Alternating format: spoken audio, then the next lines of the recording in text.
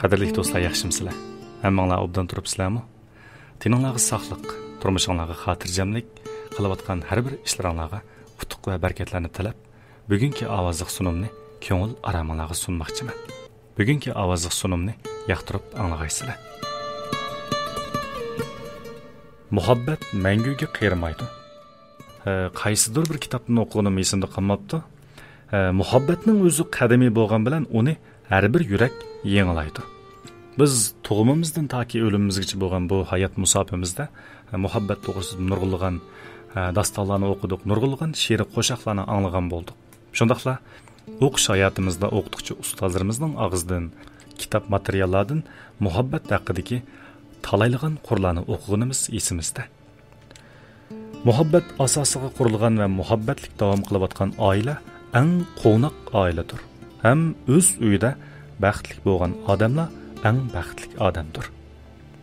Shundaqla oila baxtini yo'qotganlar eng oldi bilan vijdoniy va diyonatini yo'qotganlardir. Muhabbatsiz insonni normal inson deyish tasbog'ini kabi, muhabbatsiz oilani sog'lom oila deyishga shart to'shmaydi. Yaqin yillardan buyon bizning ichimizda oila buzilishiga doir voqealarning sal ko'payib qolganligi hech qaysimizga sir emas. Ana shu buzilishlarning eng ko'p qismi er-xotin o'rtasidagi muhabbatning yemirilishi bilan zish munosabatlik albatta. Deymizmi, er-xotin o'rtasidagi muhabbatning suslishi oilaning kayfiyatini sovuqlashtirib, qapoqlardan muz yog'dirib, har bir oila a'zosini buruq to'mliqda yashashga majbur qilyapti. O'ylamagan falokat, peshkanliklarni chillab keladi. Er-xotinlar o'rtasidagi muhabbat oilaning qon tomiri hisoblandi.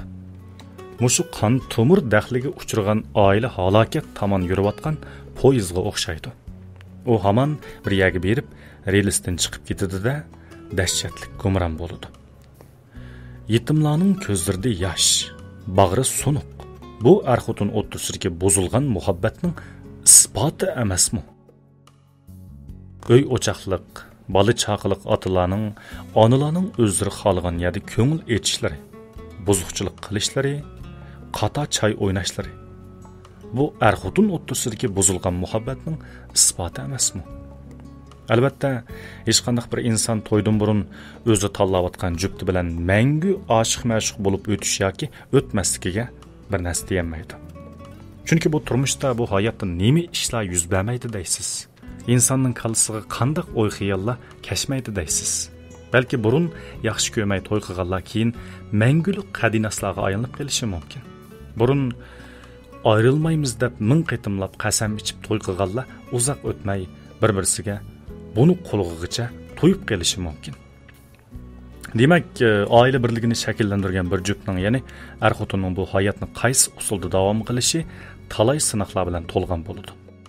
Shu sinoqlarga qandaq muomala qilish, qandaq bardoshlik berish er-xotinning safosiga, vafosiga, bir-birini qanchalik tushunishiga bog'liq bo'ladi.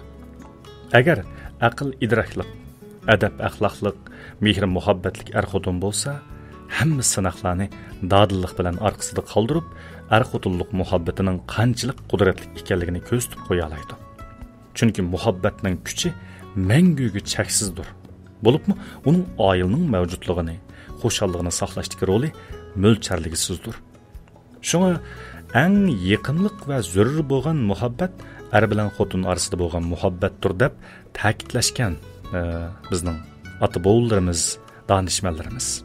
Deymizmi, er bilan xotinni bog'lab turayotgan narsa muhabbat rishtalaridir. Muhabbat bo'lgan yerda paravan turmush, barakat, madaniyat hukmron bo'ladi.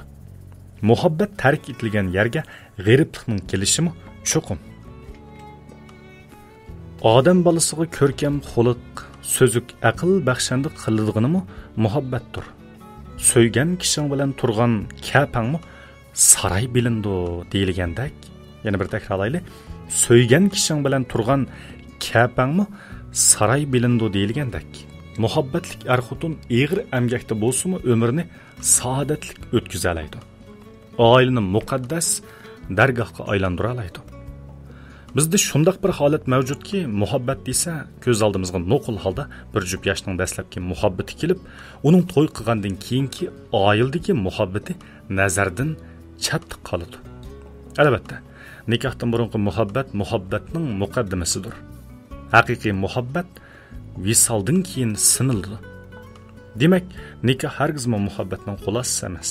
Shu muhabbatni nikoh bilan bo'g'izlab tashlaydigan bir taraflamlikdan saqlanish lozim. Haqiqiy muhabbatning qudrati cheksiz bo'ladi. Uni odatdagi tuyg'u, oddiy tahlil bilan tushunib bo'lmas. Tushunilgan bo'lsa, u muhabbat hisoblanmas. Ammo bizning xalqimizdagi yoshlarda shunday bir ahvol umumlashganki, ular to'ydan keyinmi shirin muhabbatning payzini surishni, tog' dalalarda sayli qilib, qo'ltiqlashib yurishni orzu qilishidi. Ammo shuni esingizda tutingki, hayot hargizmi siz yoki boshqa bir qism yoshlar o'ylagandek, nuqul men seni suyman, menmu seni suymandan tashkil tepishi mumkin emas. Bu so'zlar faqat to'ydan burungi mazgillarda yarasimi, to'ydan keyinmi takrorlanaverish lozimlikdir. Agar Majnun Layliga o'ylangandan keyin faqatla muhabbat haqida so'zlasa, men seni suyman degan so'zni takrorlayversa, bir oy oxirlashib, ikkinchi oyga o'tmayla bir-birsidan bezor bo'lishi, o'ttirsida janjal chiqishi turganlik gap. 3-oyga berib, ular o'ttirsidagi vaqarash-jaqarashlarni qo'lim qo'shnilar o'z quloqlari bilan anglagan, bir yil o'tmay ajrishish da'vosi qilib, munosabatlik o'rinlarga borgan bo'ladi. Demak, bu dunyoda ar-xotinlar mangu romantik hayot kechiramiz deb o'ylagan bo'lsa, gapning rosti hech qachon bundoq bo'lmaydi. Bundoq ahvol faqatla qissa dostonlarda bo'ladi. Biz kinolarda ko'rayotgan, talayligan muhabbat dostonlarida o'qiyotgan, eg'izlardan eg'izga ko'chib yurgan muhabbat dostonlari amaliyotda reallikdan biroz chatnagan bo'lishi mumkin. O faqat eg'izdan eg'izga tarqalib yurgan, ekranlarda bizning ko'zimizga zohir bo'layotgan bir ko'rinish xolos. Reallik, yanil reallik. Biz chuqum reallikka yuzlanishimiz lozim. Shunga sizmi hayotga, oilaga chuqum reallikni tan olgan holda muomala qilishingiz lozim. Balkim sizning oilangiz boshqalarga qaraganda sal namratroq bo'lishi mumkin.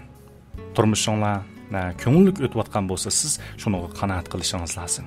Hargizmi ma'lum bir do'stingizning yo'ldoshining qimmatbaho mashinasini ko'rgan vaqtda yo'ldishingizga bu to'g'riliq so'z ochmasligingiz, hatto shu mashinaga havas qilganingizni bildirmasligingiz lozim.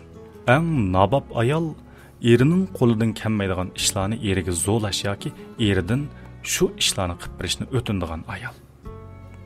Shuning uchun turmushingiz xotirjam o'tayotgan bo'lsa, siz moddiy boyliqlarningki, moddiy turmushningki sizni qiziqtirishi asosida ko'ngillik o'tayotgan oilangizni hargizmi mol dunyo, pul mol, esil mashina, qimmatbaho o'z saramjonlari orqali aniq turmushingizni buzmasligingiz lozim. Bir jamiyatningki mustahkamligi, ma'lum bir ijtimoiy qurilmada, ma'lum bir ijtimoiy axloq ko'z qarashida izchil tavranmay yashayotgan bir xalqningki mustahkamligi qandoq degan vaqtda oldi bilan shu ko'z qarash, shu xil qimmat qarashga ega bo'lgan xalqlardagi ar-xotinlar o'rtasidagi ijil munosabatningki uzoqcha davomlashishi. Chunki bizningki tarixdan buyon ajdodlarimiz oilaning birligini qo'g'dash va uni sog'lom rivojlantirish uchun oldi bilan bu oilani muhabbatli oila qilib qurib chiqishdiki birdan bir asos ar-xotin bo'g'ichi o'rtasidagi mehr muhabbatining sop bo'lishiga yuksak darajada ahamiyat bergan. Ar ayolning muhabbati sog'lom bo'lmagan oilani falokat bosadi. Yaramas, nachar bolalar maydonga keladi deb qaragan. Shunda oila jamiyatning kichikilgan ko'rinishi, u izchil muhabbat bilan parvarish qilinishga, gullantirishga muhtoj. Shunga deymizki, bu jamiyatning puti faqat ikki. Mayli siz er bo'ling yoki ayol bo'ling, shu jamiyatning bir putiga aylanib qolgan ekansiz, o'z mas'uliyatingizni oddiy chaqlamang.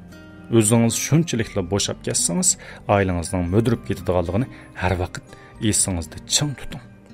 Har qanday ishda juftingiz bilan hamnafas bo'lish uchun tirishing. Esingizda bo'lsinki, muhabbat insonga yelikdir. Yeliki sog'lom put oilani mazmunlik bilan ko'tarib ma'alaydi. Xo'sh qadrli tansiraman do'stlar. Bugungi mazmunimiz meningcha nihoyatda tarbiyaviy ahamiyati cho'nqur bo'lgan mazmun bo'ldi deb o'yladim. Ayıldan ibaret şu muqaddas qo'rg'onni tang taraqqiy qildirib atgan, tang gullantirib atgan er ayolga nisbatan qanoat qilishni aytib muhim bo'lgan boylik hisoblandi. Sizning qalbingiz qanoatga to'yinmasa, sharoitingiz ming yaxshilansimi, isil mashinada o'ltirsangizmi, 150 kvadrat metrlik uyda o'ltirsangizmi, yana texmi yaxshi narsalarga erishgingiz keladi. Texmi qimmat bog'liq moddiy buyumlarga intilgingiz keladi. Navoda sizning qalbingizda mehr muhabbatli bo'lsa, kichik uylardimi, oddiy mashinalardimi huzur bilan o'ltira olasiz degan gap. Shuning uchun yangidan to'y qilgan er ayollar bo'lsin yoki uy tutib ma'lum mezgillarni boshdan kechirgan er ayollar bo'lsin, qalbimizda qanoat tuyg'usi bo'lsin. Qalbimizdagi qanoat tuyg'usi asosida bir-birimizga mehr muhabbatlik muomala qilib yassak, meningcha biz arzulagan shu qimmat bog'liq yasidaq uylar, danglik markalik mashinalarmi turmushimizda bo'lib qolg'usi. Chunki ko'ringan taq yiroq emas. Har kishininki deydi, pul topolmaydigani yo'q deb. Yo'ldoshingiz turmush uchun tirishayotgan bo'lsa, garchi jiq pul topolmayotgan bo'lsa, hargiz pulni tilga olib oilaning inoqligiga ta'sir yetkazmang. Agar siz naytdi pul tepayotgan, ishlari yurishayotgan bir er bo'lgan bo'lsangiz, ayolingiz oilda xizmatingizni qilayotgan bir er bo'lsangiz, ayolingizni hargizmi pul topolmading, ishlayolmading degandek ta'ni gaplar bilan ko'ngliga azor bermang. Ayolingizmi sizningki farzandlaringizni beqib, sizning kirqatlaringizni yo'yib, siz uchun to'xtamay badal to'layotdi. Buning hammasi sizlarningki baxtli oilanglar uchun bo'layotgan ishlar. Ayollarmi ham shu. Yo'ldoshingiz ko'p pul topolmayotgan bo'lsa-mu, lekin shu oilani qamdash uchun tirikchilik qilayotgan bo'lsa, jondorchilik qilayotgan bo'lsa, siz unga madad berishingiz kerak, qo'llab-quvvatlashingiz kerak. Mana shundaq bo'lganda oilaningki o'li texmi mustahkam bo'ladi, turmushinglar uzoqcha ko'ngillik, yaxshi davomlashalaydi degan gap. Bo'ldi qadrli anglag'ich do'stlar, bugungi mazmunimiz ovozli sunum mushunchalik bo'lsin.